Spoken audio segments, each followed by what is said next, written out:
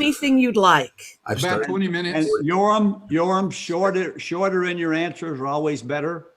Keep that in mind because we got 4 people here and it's going to be a really difficult thing. So shorter is better. Got it? All right. And gentlemen, a couple of things. When we finish the recording, just kind of look at the camera, all of you, and smile so that we could capture a couple of pictures. Let's not immediately start talking as if we finish. Just kind of stay with the moment, if you will. And then at the very beginning right now, gentlemen, I have your permission to record this program and use it for our television programs and social media. Is that all right with each of you, Robert? Yes. Also okay to be in the exit seat. Okay. And Yoram, how about you? Yes, it is. All right. Thank How you. is this smile? Thank you. That smile is great. Very trustful. We are rocking and rolling. Go for it. Turn it off. Well, hello, I'm Dennis McCuistion, and the subject of this program is trust, or lack of it, as the case may be. And to get us started, I'm going to ask Jim Falk to set the stage and then introduce our outstanding guest. So Jim, take it away. Thank you, Dennis, and I'm really looking forward to this topic. And, when we were looking into it, I ran across a quote from former Secretary of State George Shultz, and he wrote, "Now in my 100th year, I'm impelled by recent events to offer my thoughts about what I've come to believe is as crucial an element in public life as it is in private life. I'm thinking about trust," Schultz said. And he's so correct. This decline in trust in our institutions and in each other is at an all-time low, influenced no doubt in part by the bedlam surrounding the 2020 election and the handling of the pandemic and the vaccine. But this worrisome trend goes way back before this past year. Today, Dennis and I and our guests are going to discuss why trust is the foundation for our relations with each other and why the lack of it weakens our democracy. I want to turn to Yoram Solomon and welcome him. He's the author of a dozen books, including his most recent, The Book of Trust. He was named by Thinkers 360 as one of the top 20 global thought leaders on corporate culture. And he's an adjunct professor at Southern Methodist University here in Dallas. His trust model has been shaped by his experience as a CEO, elected official, educator, pilot, as well as a member of Israel's Defense Forces 35th Airborne Brigade. We're also with Robert Hall, who asserts that relationships are our single most valuable and value-creating possession. He's the author of The Land of Strangers, widely acclaimed as one of the best books on relationships. A highly sought after and motivating speaker, his opinion pieces have been published in the New York Times, Huffington Post, and Forbes. And I have to add, Robert, how much I appreciate the fact that you send me your blogs, and I encourage everyone to subscribe to it as well.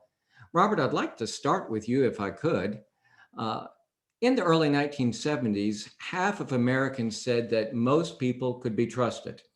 Today, that figure is less than 1/3. Why such a decline? Well, first of all, it's great to be with everyone. I think we have to, first of all, when we look at trust, it's really on 3 levels. One is trust in terms of intent. Do I trust someone's intent? Are they fair? Next level is, do I trust their competence, their capability to do what they say they're going to do? And 3, do I trust they'll be able to deliver the results? And where I think we're seeing the biggest challenge these days is trusting people's intent. And interestingly enough, I think we're all seeing in relationships, trust is the glue and the lubricant for relationships, that there's been a dramatic decline starting in the 60s up until today. What's not as clear for a lot of people, Robert Putnam's got a new book out called The Upswing, is we're really very similar to where we were in the 1980s and 1890s and 1900. I promise I wasn't alive then, but nonetheless, when we had robber barons and monopolies and a lot of narcissism. And so one of the takeaways from what we've seen in decline of trust, both from the Gilded Age then and what happened since the 60s and 70s to now, is there's a couple of things that occur, is significant shifts in equality. And typically when we see inequality rise, we see trust fall. And then secondarily, when we see what's going on with families and other parts, religious groups, clubs, and so forth, we see that when we lose the glue in our relationships, that it is both caused by and then a result of trust. So I think when we look at it, we have to look at it in that context. And I would say that the income inequality that we experience today is one of the drivers. One final point. In the 1880s and 90s, 1% of the people created about or captured about 20% of the income. When we got to 1960s and 70s, the top 1% captured about 10% of our national income. Today, we're back to a point where about the top 1% have about 19% of the income. So I think one of the things we have to look at if we're going to get better at trust is we have to look at the issue of fairness. Now that's easy to say, and how you go about that's tricky and important. So when you look at this, when was trust at its highest wherefore Americans trusted their government? Well, when you look at it, the trust in the government was very high in the 60s and 70s. And there's other factors we look at. You look at in the 40s, 50s, and 60s, collaboration among members of Congress. You look at the level of polarity was very low. We've heard all today that 45% of Democrats and 35% of Republicans today say they would be unhappy if their child married a person from the other party. In 1950, that was 5%. So we have dramatically increased our distrust of those who are different from us in terms of politics and related to that to religion. And that occurs at a time when there's been a dramatic increase, obviously, then in the spending on elections. Right. Robert, I see that Dennis is just eager to ask a question. Yeah. Dennis, go ahead. I'm eager. I'm also eager to take you on about income equality, but I'm going to pass that and go to Yoram because Yoram, you've written a great book on trust. And so tell that viewer, number one, why you thought that topic was so important. And then secondly, one of the things you write a lot about in there is the trust issues within business relationship and consumer relationship. So give us some sense of that, if you will. Yes.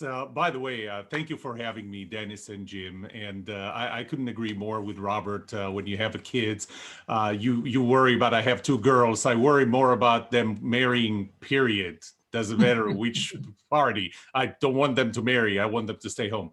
But seriously, I really started with innovation. For many years, I started as an engineer. I dealt with innovation.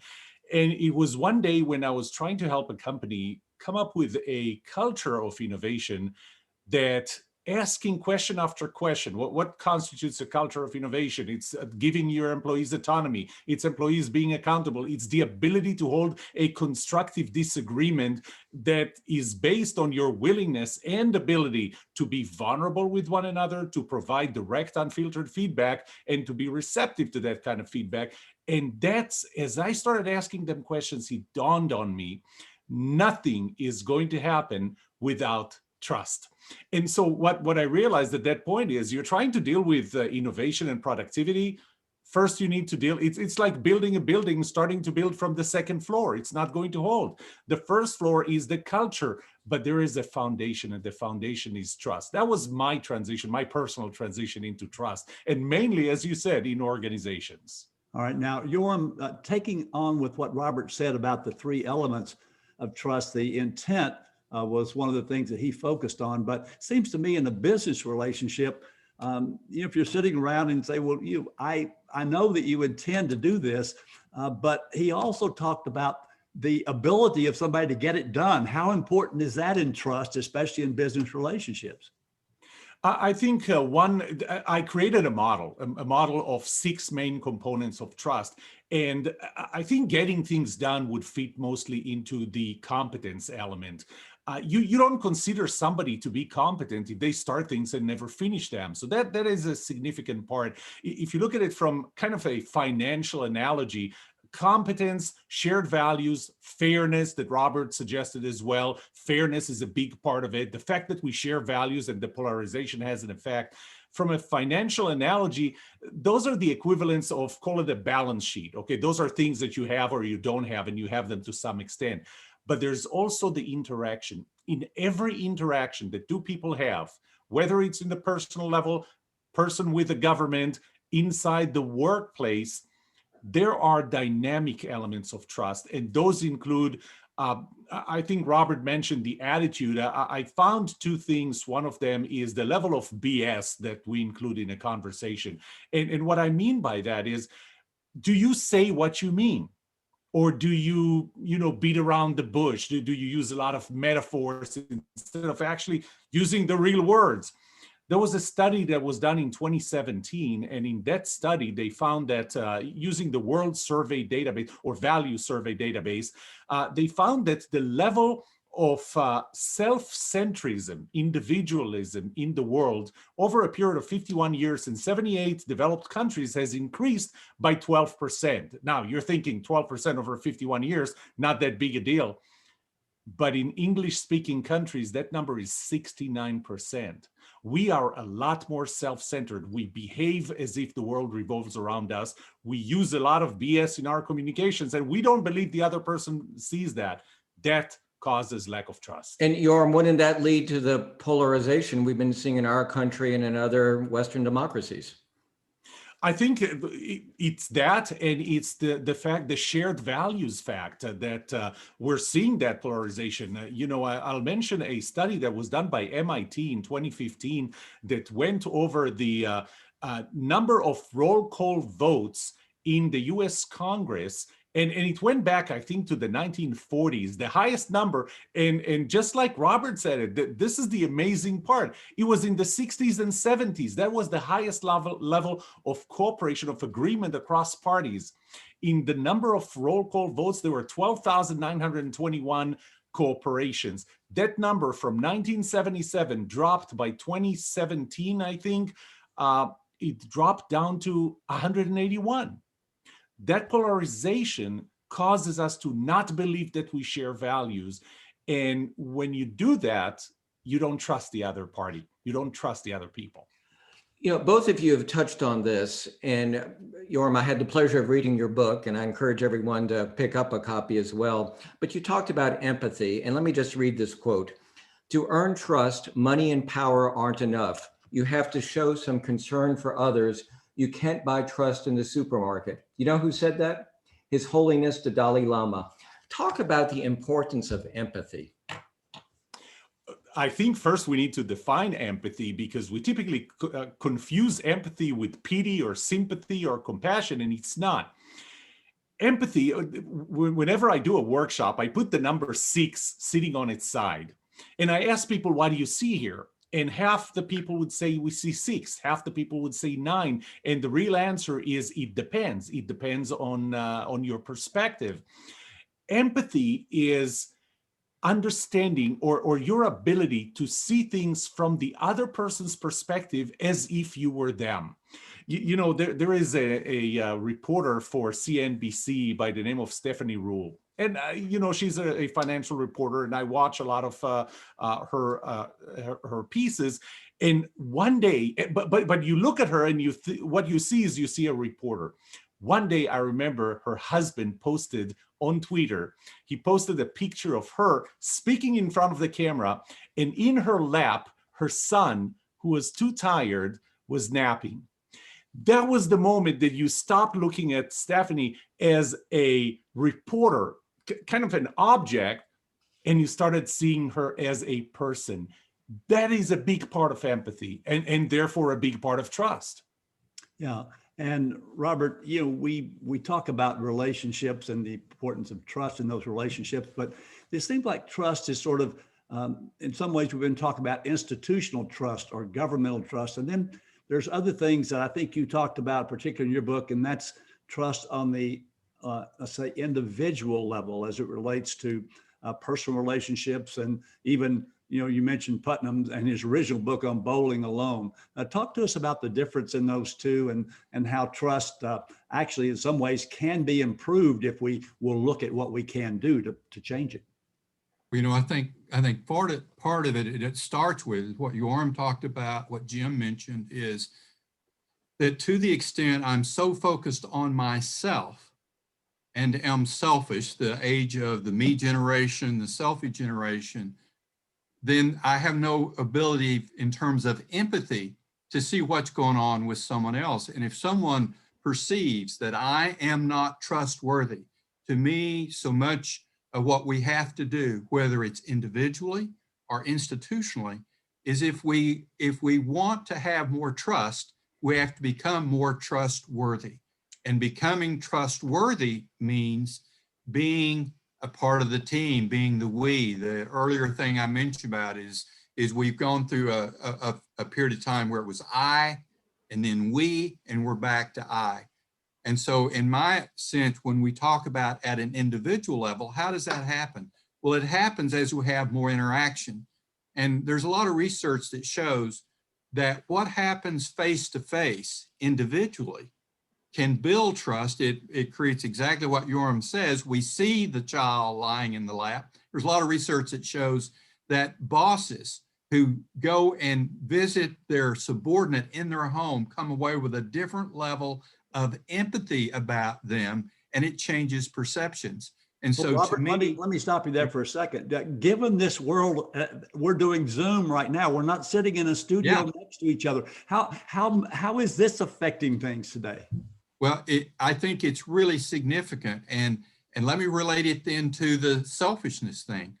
At a time when we were already struggling with loss of face-to-face interaction, when we were already concerned about concentration of monopolies and power and money, COVID comes along and is a huge accelerator of the two trends that were probably most divisive and unsettling in terms of trust. So our inability to be face-to-face and dealing with the unfairness, we all know a group of billionaires have created about $1 trillion more of net worth than they had when they started 9 months ago. And we know a number of groups of small mom and pops, restaurants and so forth are going out of business. So coming out of the COVID era, I believe we're going to have to be much more intentional about rebuilding trust and rebuilding relationships. It's not going to be like it was before. And so in my view, that means that organizations are going to have a different way of leading. There's going to be the need for a different kind of leadership than what we've had in the past. It's not something we've never heard of, but we're going to have to be much more intentional about what I call relational leadership, and that is building productive relationships with our stakeholders. And that means three things. It means we have to be better at distributing opportunity. It means we have to be better at distributing kind of the transparency and participation. And out of that, we've got to hope that outcomes become more even. The research shows if you just go in and take money from one group and give it to another group, it doesn't particularly build trust. So what we've got to find is a way, and leaders have to do this with diverse stakeholders, customers, employees, shareholders, yes, the community, the environment, all of that, is they've got to optimize the friction and disagreements there. And it really means getting to constructive dissatisfaction. Robert, So is there a way for us to quantify the cost? Yoram, I know you've done a lot of work on this. What is the real cost of this lack of trust? Well, oh, sorry. Go ahead, Yoram. Okay. You address both of us at the same time. One thing that I did want to mention is, because I think it's an important point, you talked about Zoom, you talked about COVID. There was a study done by Paul Zak about the relationship between oxytocin and trust, and oxytocin is released when you touch. And as you know, I'm also a professional speaker, and I miss standing in front of an audience. However, in the business environment, we typically are not meeting face to face when we can just send an email.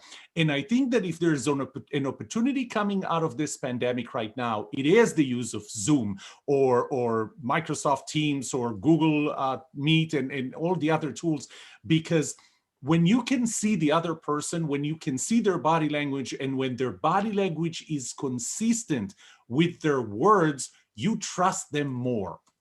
But you asked about the cost of trust. And in some of my findings and findings that I read from other research, trust has a big impact, at least at the corporate level. It has a big impact on job satisfaction, on burnout levels, on engagement levels. I mean, and I'm talking about engagement levels that are 76% higher, or job satisfaction that's 29% higher when you have trust. But, you know, in the corporate environment, what do we care about? We care about productivity and innovation. When you don't have trust, those go down 40%, 39% when you don't have trust. Shareholder returns, we care about shareholder returns, 73% down, 73% less shareholder return when you don't have trust. What about the factor of one's education or their age? How does that affect how they feel about trust? Go ahead, Well, actually, it's interesting you bring this up. There was a study done recently, I think it was Pew Research, that brought up, they asked the same questions. What do you think about, do people care about themselves more than they care about me? Are people trusted in general? And people, people 65 years and older were the ones that thought that I think it was about 61% who said, yes, I think that people do care about me. 29% for millennials, 29%. And I think that one of the reasons is because this is a generation that's focused on text, that's focused on the device, and a lot less intimate interaction with other people. Yeah. And Robert, Jim, I would just, yeah, I would just go ahead and tag on to that. And I would just add one other thing, and that is, we know today that globally 56% of the people in the world think capitalism has done more harm than good. And 47% in the US feel that way. And if you look to Yoram's point, to the millennials and the younger group, it's really high. So Jim, back to your point, what's the cost? The cost is that capitalism is increasingly distrusted. And we can agree or disagree on what we ought to do about income inequality. But at the end of the day, it is going to unravel our capitalistic system if we don't figure out a way to more nearly share opportunity and outcome. Yeah, but I would add our democracy as well. Yeah, And Robert, the same thing about democracy, absolutely. we don't have a capitalistic, we have crony capitalism, or as my friend John Allison says, we have crony socialism is what we have. We have the government and big business coming together to create this inequality that you're talking about. So you and I have both spent a big part of our life in and around the banking business. And do you remember when most banks had trust in their name, by the way? The large banks don't have that anymore in their name. I'd submit that they don't have that anymore in how they treat their customers. How do you feel about it? Well, I would agree. And, you know, the recent example they've been beaten up a lot is Wells Fargo. And you look at Wells Fargo, whose sales tactics caused them to be fined $3 billion. It affected their market cap significantly, and they're proscribed from merger acquisition activity right now. And so when you look at the impact of the distrust of what they basically did with their customers, it affected all the other stakeholders and cost the shareholders dearly. So if we can't figure out how to do a better job of productive relationship, trusted relationships with varied stakeholders, yes, it will happen in terms of capitalism. And Jim, it's happening in government, and it's happened elsewhere. It's happened in faith, it's happened in social clubs. So we have no choice. The hopeful thing is that there are signs right now, I think, that says we are getting that and looking for ways to create greater levels of trust. Yoram, I want to bring it back to where we are today with the vaccines. And Dr. Fauci has expressed his concern in a number of interviews about that there's pushback against authority and science is viewed as authority. Do you agree with that concept that science is viewed with authority? And how do we fix that? Actually, I don't necessarily agree that science is viewed as the authority and therefore should not be trusted. I think that when you assume or perceive scientists to be affiliated with authorities, with government, with a political party, is when you don't trust them. There was another interesting survey that Gallup releases surveys around the COVID pandemic, and in one of them, I looked at the responses of Republicans versus Democrats on questions such as, do masks work? Are you going to wear a mask? How soon do you want to go back to work, or should we go back to work? Social distancing, everything around it. Do you trust the scientists? And they were polarized along party line on an issue that is completely apolitical. This is a scientific matter. But in another study, and that wasn't Gallup, that's again Pew, when they ranked the level of trust that we have in people, in different people, number one was actually scientists, and the last one they asked about was government. So I think that the level of trust that we have in scientists declines once and if we perceive scientists to be affiliated with a political party or a political position. That's when we lose trust. Robert, Not you and Yoram are almost out of time. I want to give each of you 30 seconds. Tell that viewer the one thing that he or she can do to increase their own personal level of trust in their own lives. Robert, first. The thing that I would say is whatever groups you're in, whatever stakeholders that are part of that, whether you're in a family or whether you're the CEO of a company or whether you're the minister or head of a church, to be intentional about understanding the different stakeholders that you serve and providing a process and environment where they can be heard and conflict can be honestly expressed and where you can seek innovative solutions. Do it everywhere and make that number one. Okay, Yoram, your 30 seconds. one, treat people fairly, the same way, treat people as you would like to be treated.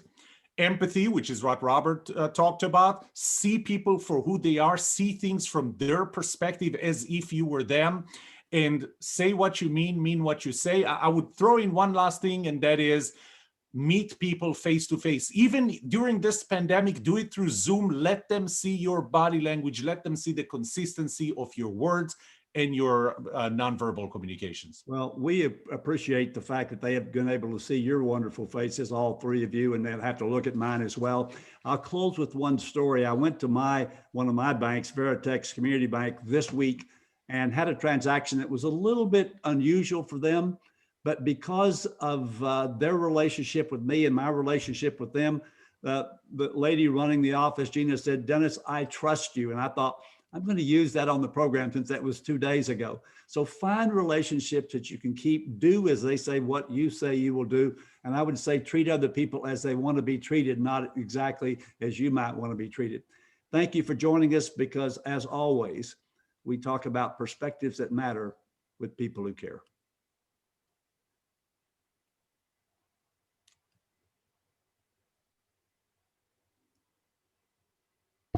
Yes, Gentlemen, we're taking photos. I did. Very good job.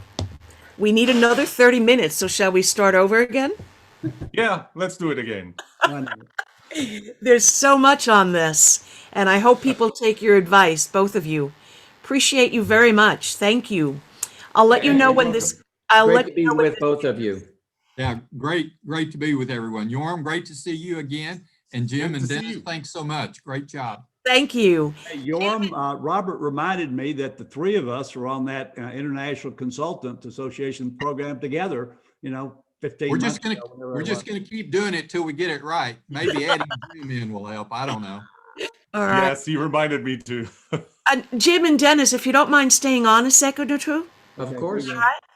Thanks, All Robert. right. You're going to talk about us? Yes, we are. No, this is when she tells me that my hair was not combed well. Thank you. Thank you again. Appreciate you. Oh, Nikki, call me later. I think I might have another person for you for the education program. Beautiful. Thank you. Okay. See you I later. will. See you. Take care. I'll stop the recording. Okay.